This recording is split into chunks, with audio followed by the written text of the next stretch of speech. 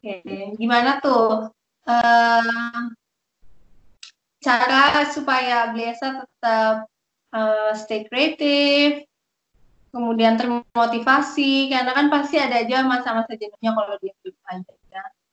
Ya, jenuhnya pasti banyak banget awalnya, kayak mau kerja ngapain, akhirnya malah nonton Netflix, malah spamming di sosial media. Akhirnya kayak kita ketemu orang-orang yang kita jaga konten juga, mau dilihat apa gitu. Akhirnya ketemu sama teman-teman yang kita ngebahas desain, ngebahas seni. Terus adapun dengan cara saya, bagaimana cara stay kreatif adalah gambar karya juga, kayak fotografi, nulis, bikin video, itu semua untuk seneng doang. Tapi di balik itu ternyata banyak orang seneng. Jadi kayak copingnya seperti itu sih. Stay kreatifnya seperti itu. Iya. Terus gimana cara mencari inspirasi kalau dari rumah? Kalau masih bisa keluar kan bisa jalan-jalan ke satu tempat, bisa meeting dengan orang-orang. Ini gimana untuk stay inspired di dalam rumah? Stay inspired sebenarnya dari diri sendiri aja ya. Cuman kalau dulu kita mencari inspirasi dengan di luar rumah, dengan pergi jauh-jauh di jalan, saya enggak. Jadi di COVID seperti ini mau nggak mau kan terbatasi. Saya lebih bagaimana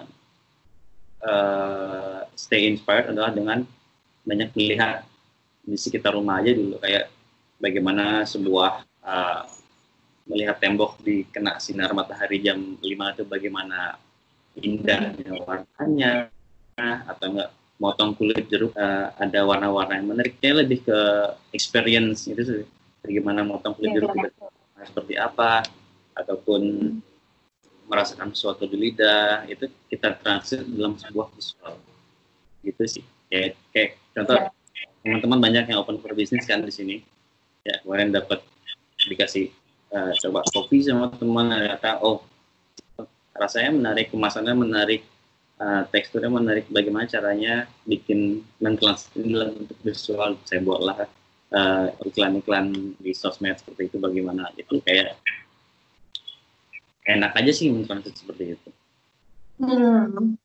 Berarti lebih ke observasi hal-hal kecil ya. Observasi.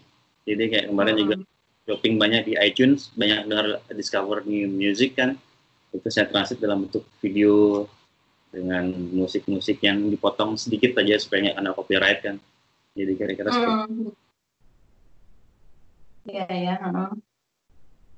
Ada tips nggak untuk teman-teman desainer di rumah untuk bisa menghadapi situasi ini? Karena kan kita nggak tahu ya ini kapan akan berakhir, tidak bisa diprediksi hal seperti ini gitu.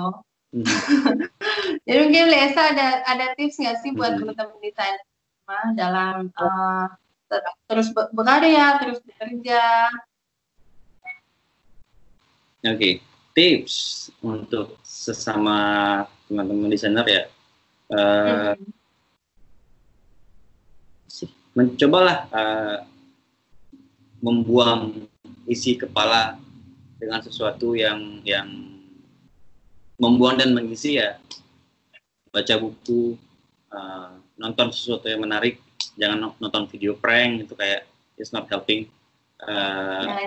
Baca buku yang kreatif tentang bagaimana seseorang desainer atau enggak seorang penulis mentranslate pola pikir mereka dalam bentuk tulisan atau enggak gambar yang menarik. Baca buku, nonton film, banyak kan streaming online sekarang yang tiba-tiba gratis. Nontonlah sesuatu yang mungkin di luar pakem kita yang biasa nonton film ringan seperti Avengers misalnya.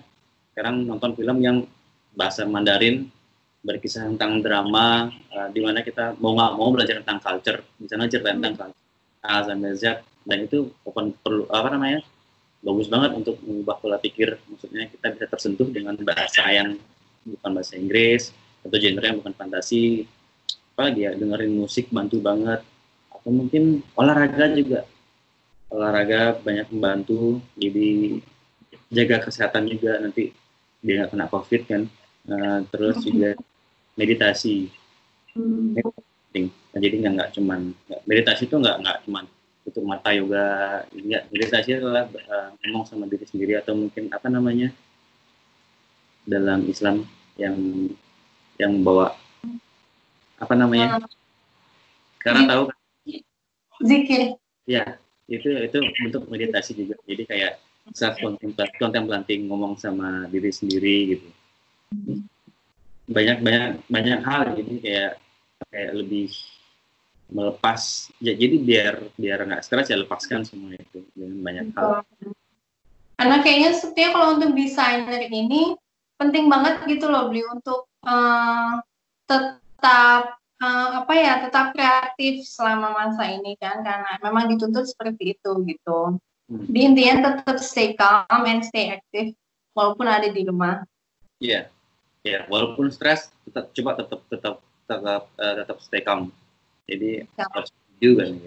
Contohnya proyek yang ditunda ini yang di rumah, mau yang Januari, terus April, terus lagi mundur lagi ya. tetap stay calm. Ya, pikir juga kenapa ditunda, kenapa sebaiknya ditunda, itu ada pertimbangan. Jangan sedih, jangan kecewa, jangan malah, jangan stres, cari solusinya. Ya. Terus kalau untuk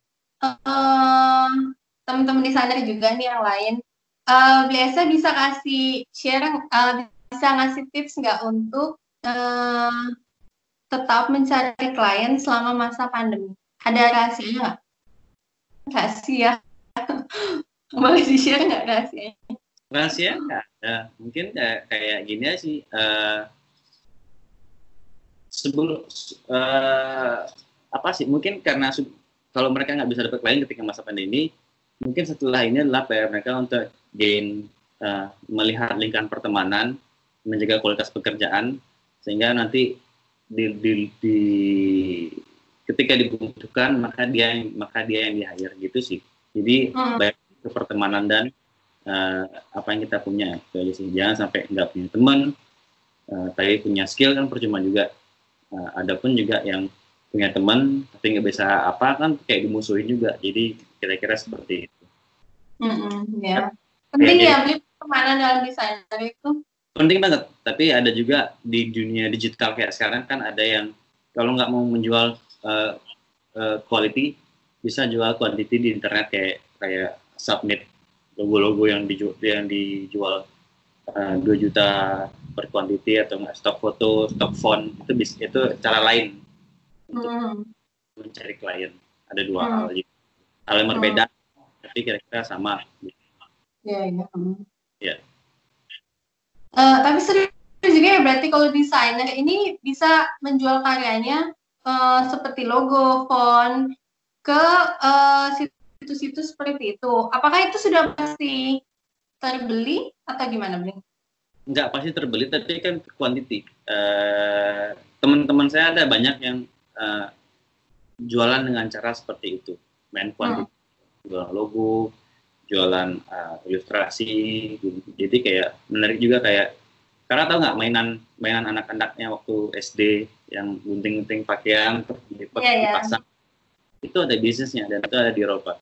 Sampai sekarang masih, jadi kayak dia menjual ide itu dan bermain quantity jadi.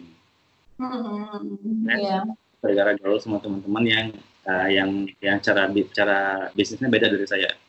Bikin poster, bikin ilustrasi, dan itu quantity based semua. Iya. Soalnya kayaknya sekarang setiap foto, setiap font semua udah ada copyright, ya kan?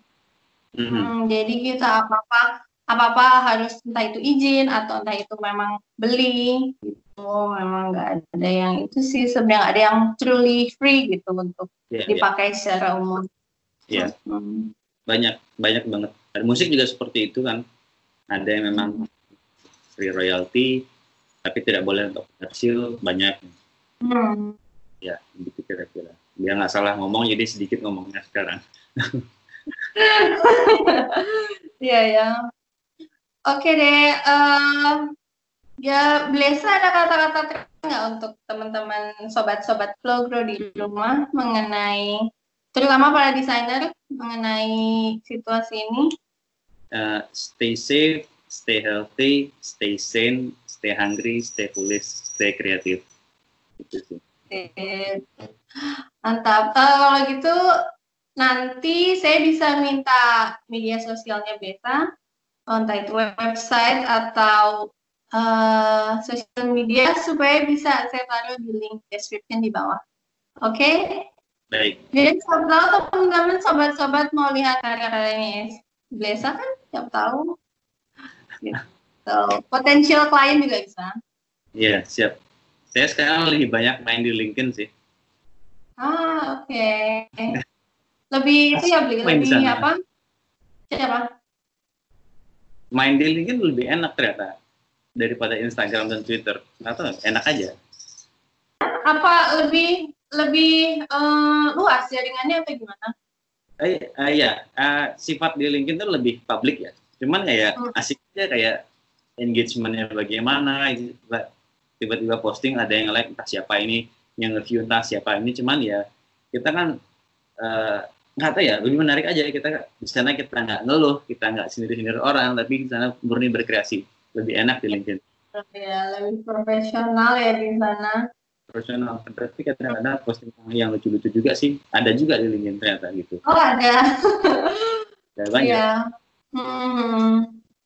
Apakah banyak nemu klien di sana juga, Bing? Ada beberapa yang message, cuman belum tak proposal sih, kayak lebih ke networking sih ya. Jadi teman-teman juga kayak nyari staff, tolong bantuin cari di Bali siapa, lebih seperti itu.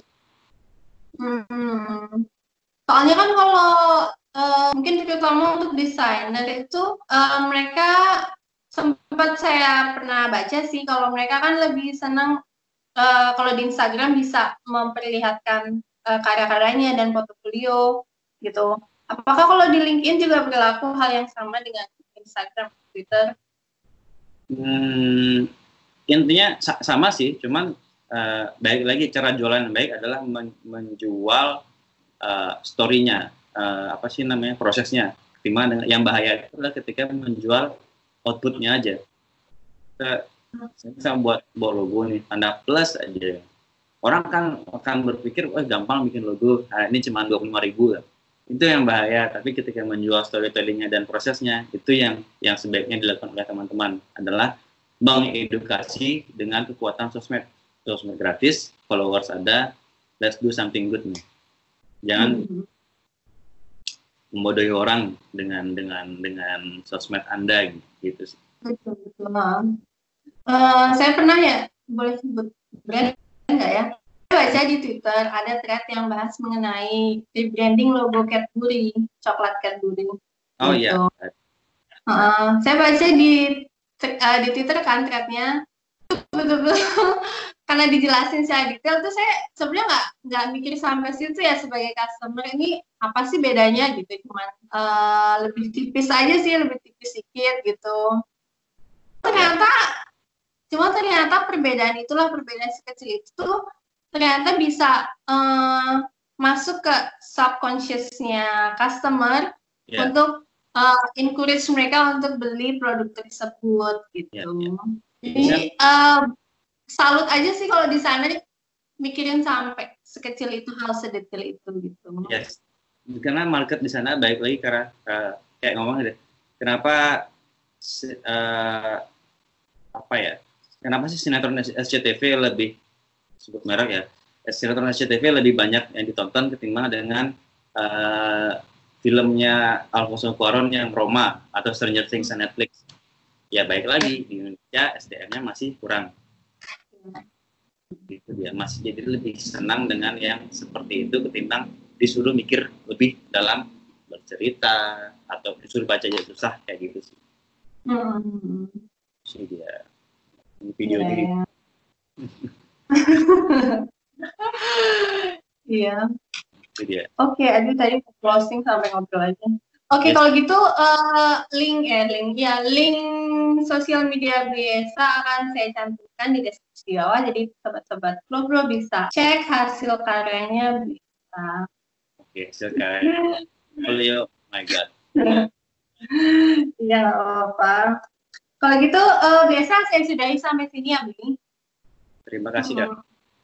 Ya, terima kasih ya Besa udah meluangkan waktunya buat ngobrol-ngobrol sama saya, sama sobat-sobat Problem di rumah. Semoga bisa bermanfaat buat semuanya yang nonton ini.